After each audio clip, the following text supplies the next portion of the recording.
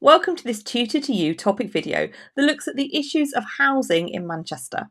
This is part of Paper 2, Unit A, Urban Issues and Challenges.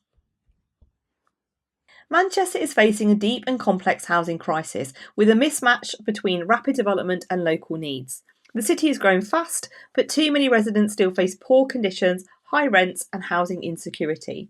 While strategies are being developed, the gap between affordable housing supply and demand remains a constant key urban challenge.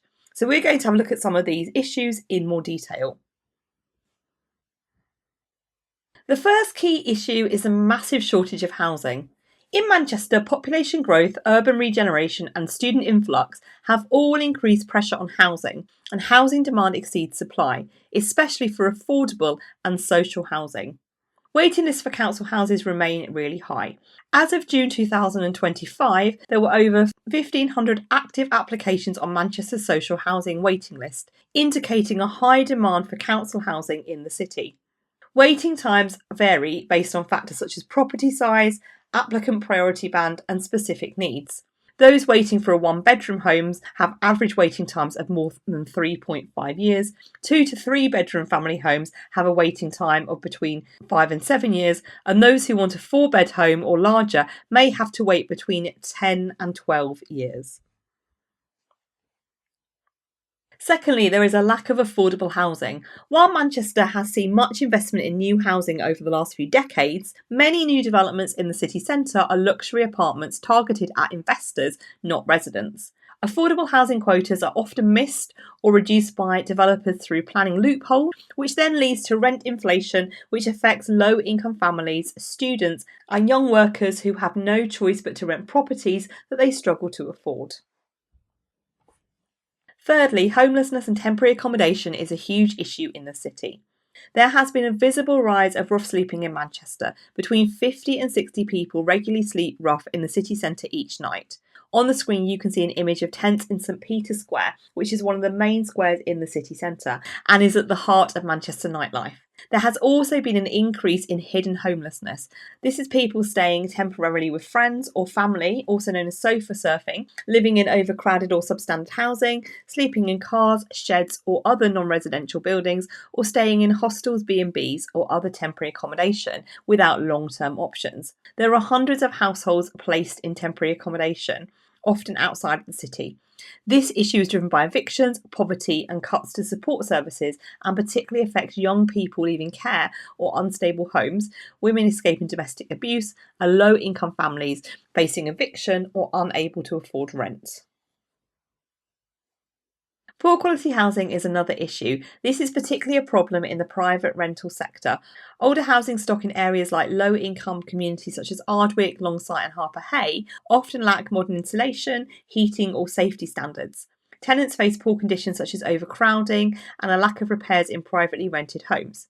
There is a particular issue with mould in some of these poorly maintained and poorly ventilated homes, leading to serious respiratory issues.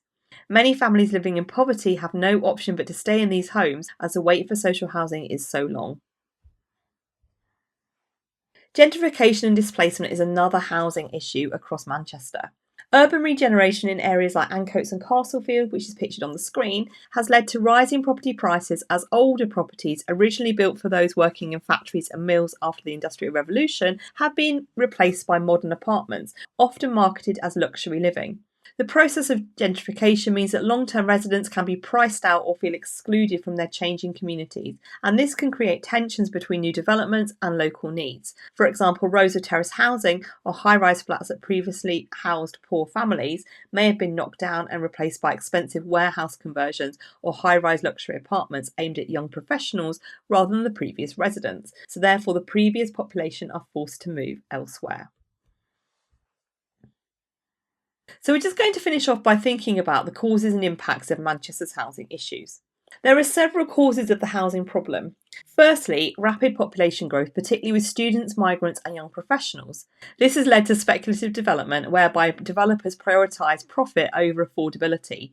They can see huge numbers of professionals coming into the city, so they aim new developments at them, knowing that they can charge a lot for a fashionable postcode, ignoring the fact that the city actually needs more affordable homes for families. But there is less profit there, so they don't really want to be dealing with that. You can see this on the screen with the Deansgate Tower developments in the city centre, where lots of apartments have been built to target investors. However, planning constraints and the land costs also mean that developers are often working with small areas to develop. Therefore, building high-rise apartments does make more financial sense.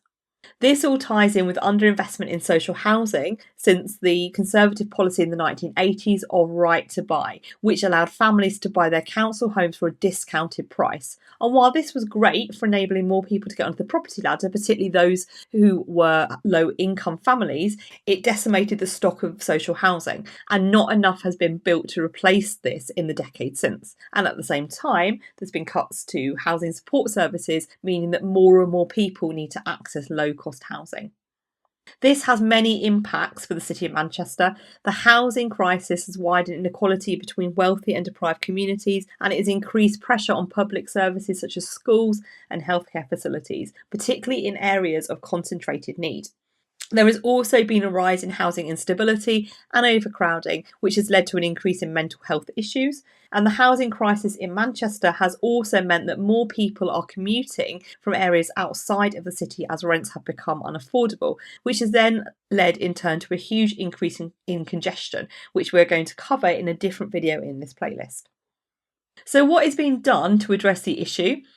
Well, Manchester City Council has a housing strategy, and between 2022 and 2032, their strategy aims to deliver 36,000 new homes, including 10,000 affordable units, improve rented housing standards, and tackle homelessness and temporary accommodation. It aims to do this through partnerships with housing associations, charities, and community developers. So we will see in a few years whether that has been successful or not. That concludes this Tutor to You topic video focusing on housing issues in Manchester. Thank you for watching.